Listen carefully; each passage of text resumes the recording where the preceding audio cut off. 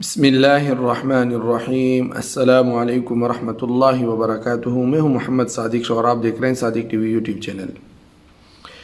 کوئی بندہ جب اللہ تعالیٰ سے غافل ہوتا ہے یا کوئی گناہ کرتا ہے تو اس پر بہت سی مصیبتیں آتی ہیں، مگر ان مصیبتوں میں 8 انتہائی خطرناک ہیں۔ یہ 8 مصیبتیں انسان کی زندگی برباد کر دیتی ہیں اور اس کی آخرت کو بھی خطرے میں ڈال دیتی ہیں۔ اس لیے ہمیں سکھایا گیا ہے کہ ہر دن صبح و شام ان 8 مصیبتوں سے بچنے کی دعا مانگا کریں۔ عجیب بات یہ ہے کہ شیطان ان 8 مصیبتوں کے تیر ہر صبح اور ہر شام ہم پر چھوڑتا ہے، تو جو انسان صبح شام اللہ تعالیٰ کی پناہ میں آ جاتا ہے وہ تو بچ جاتا ہے، اور جو یہ پناہ نہیں پکڑتا وہ ان تیروں میں سے کسی ایک یا ایک سے زیادہ تیروں کا شکار ہو جاتا ہے۔ وہ 8 مصیبتیں کون سی ہیں؟ کیا ہے؟ سب سے پہلے ہے ہم، یعنی فکر میں مبتلا ہونا۔ ہم میں سے آج کتنے ہیں جو فکروں میں مبتلا ہیں؟ دوسرا ہے الحزن، یعنی غم میں جکڑ جانا۔ اور تیسرا ہے العجز، یعنی کم ہمت ہو جانا، بیکار ہو جانا، محروم ہو جانا۔ اور چوتھی ہے الکسل، یعنی سستی اور غفلت کا شکار ہو جانا، سست ہو جانا، غافل ہو جانا۔ اس طرح اس کی 5ویں جو ہے وہ ہے الجبن، یعنی بزدلی کا شکار ہو جانا، خوف کا شکار ہو جانا، دل کا کمزور ہونا اور دل کا کمزور ہو کر پگھلنا۔ اور چھٹی جو ہے البخل، کنجوس ہو جانا، کنجوسی کا شکار بننا، حرص کا شکار بننا، لالچ کا شکار ہو جانا اور مال کے بارے میں تنگ دل ہونا۔ 7ویں جو ہے غلبۃ الدین، یعنی قرضوں میں بری طرح پھنس جانا کہ نکلنے کی صورت ہی نظر نہ آئے۔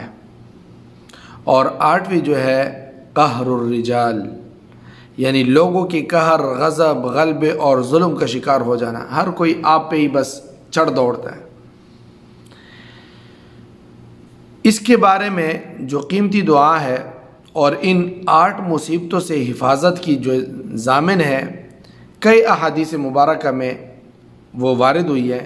صحیح بخاری میں تو یہاں تک آیا ہے کہ نبی کریم صلی اللہ علیہ وسلم کثرت کے ساتھ یہ دعا مانگا کرتے تھے۔ نبی کریم صلی اللہ علیہ وسلم کثرت سے یہ دعا مانگتے تھے۔ تو اسی اہمیت کا اندازہ لگا لے کہ نبی کریم صلی اللہ علیہ وسلم معصوم تھے، محفوظ تھے، شیطان کے ہر شر سے پاک تھے، مگر پھر بھی اس دعا کی کثرت فرماتے تھے۔ اور ابو داؤد کی روایت میں ہے کہ نبی کریم صلی اللہ علیہ وسلم دن کے وقت مسجد تشریف لے گئے تو وہاں اپنے ایک صحابی حضرت ابو امامہ رضی اللہ تعالیٰ عنہ کو بیٹھا پایا، تو پوچھا کہ نماز کا وقت تو ہے نہیں، تو آپ یہاں پہ کیوں بیٹھے ہیں؟ مسجد میں کیسے بیٹھے ہیں؟ تو ابو امامہ نے عرض کیا کہ یا رسول اللہ، تفکرات نے گھیر رکھا ہے، خیالات، مختلف قسم کے افکار نے جو ہے گھیر رکھا ہے، اور قرضے میں پھنس چکا ہوں، اس وجہ سے میں یہاں پہ بیٹھا ہوا ہوں۔ تو نبی کریم صلی اللہ علیہ وسلم نے فرمایا کہ یہ کلمات صبح اور شام پڑھا کرو اور اہتمام اس کا رکھا کرو۔ تو انہوں نے اس کے اہتمام فرمایا تو تفکرات سے بھی جو ہے آزاد ہو گئے، وہ تفکرات بھی دور ہو گئے اور اللہ تعالیٰ نے سارا قرض بھی اتار دیا۔ یہ دعا کیا ہے اور اس کے الفاظ کیا ہے؟ کچھ الفاظ کے رد و بدل کے ساتھ احادیث میں یہ وارد ہوا ہے، اور کچھ فرق کے ساتھ مختلف احادیثوں میں مختلف طرح وارد ہوئی ہے۔ اس کے جو 2 ہی صیغے ہیں وہ یہاں پہ پیش کیے جاتے ہیں، جو آسان لگے آپ اسے اپنا معمول بنا لیں، اور انتہائی مجرب ہے۔ انشاءاللہ اللہ تعالیٰ آپ کے سارے حالات درست فرمائیں گے۔ پہلا ہے اللہم انی اعوذ بک من الہم والحزن والعجز والکسل والبخل والجبن وضلع الدین وغلبۃ الرجال۔ اس میں یہ ہے کہ جو اعوذ بک اعوذ بک اعوذ بک جو بار بار آتا ہے وہ پہلی مرتبہ شروع میں ہی آ جاتا ہے، تو اس اختصار کے ساتھ وہ مختصر بن جاتی ہے۔ اور دوسری شکل میں جو ہے وہ یہ ہے اللہم انی اعوذ بک من الہم والحزن واعوذ بک من العجز والکسل واعوذ بک من الجبن والبخل واعوذ بک من غلبۃ الدین وقہر الرجال۔ دعا ایک ہی ہے، دوسرے میں پہلی مرتبہ اعوذ بک کہ میں پناہ مانگتا ہوں، اور باقی ساری چیزیں بعد میں ذکر کر دی جاتی ہے جو 8 چیزیں ہیں، 8 مصیبتیں ہیں۔ اور دوسری شکل میں یہ ہے کہ ہر ایک مصیبت کے ساتھ اعوذ بک پناہ مانگتا ہوں کا ذکر ہے، 8 مصیبتوں کے ساتھ اللہ تعالیٰ ہماری حفاظت فرمائے۔ الفاظ کا ترجمہ جو ان کا ہے اس دعاؤں میں اختصار کے ساتھ یہاں پہ سمجھتے ہیں ہم کہ اس کو بیان کیا جائے تو الہم تفکرات کو کہتے ہیں، آگے کی فکریں کہ آگے کیا ہوگا، کیا پریشانی مجھے سامنے آئے گی، فضول پریشان کرنے والے منصوبے اور خیالات، اس کو کہتے ہیں تفکرات، جو ابھی ہوئی نہیں ہے لیکن پیش آنے والی ہے اور آپ اس کو اپنی خیالی دنیا میں سوچ رہے ہیں، اس کو بولتے ہیں تفکرات۔ دوسرا ہے الحزن، حزن کہتے ہیں غم کو، ماضی کے واقعات کا جو صدمہ پہنچا اور غم رہا تو ایک دم ابھر کر دل پر چھا جاتا ہے۔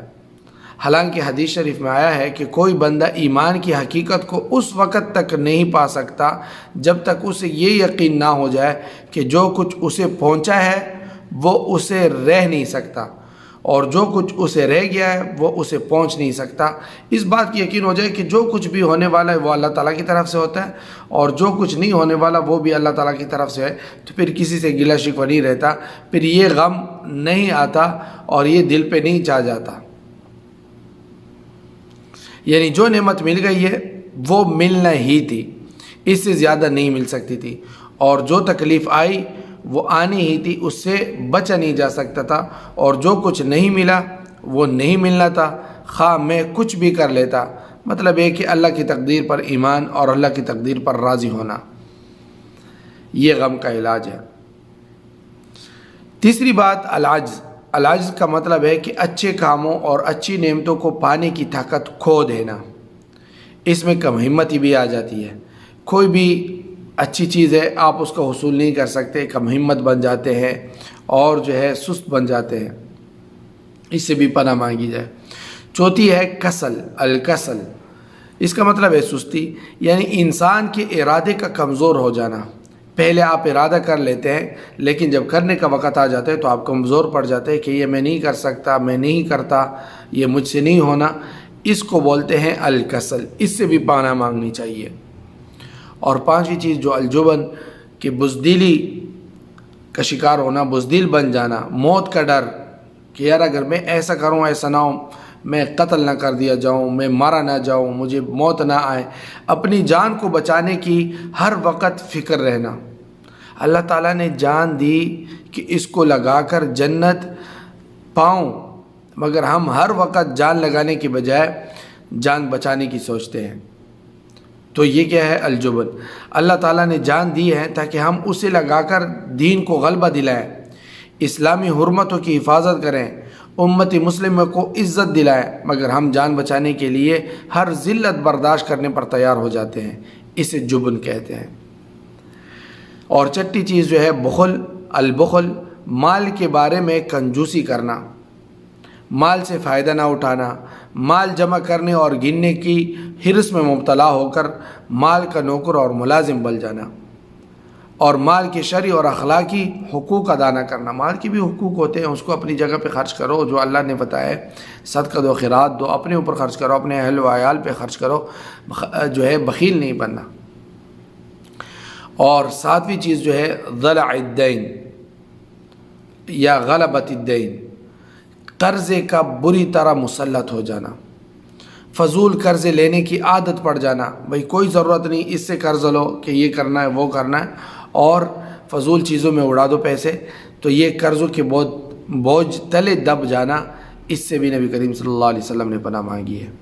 اور آٹھویں چیز جو ہے غلبۃ الرجال یا قہر الرجال، کہ لوگوں کے ہاتھ ذلیل، رسوا، مغلوب اور مقہور ہو جانا، اللہ تعالیٰ میری اور آپ سب کی ان 8 فتنوں اور تمام آفتوں سے اور تمام مصیبتوں سے حفاظت فرمائے۔ وآخر دعوانا ان الحمدللہ رب العالمین۔ دوستو، صادق ٹی وی کو سبسکرائب کرنا مت بھولیے، ویڈیو کو لائک کریں، شیئر کریں اور کمنٹ سیکشن میں اپنے رائے کا اظہار ضرور کریں۔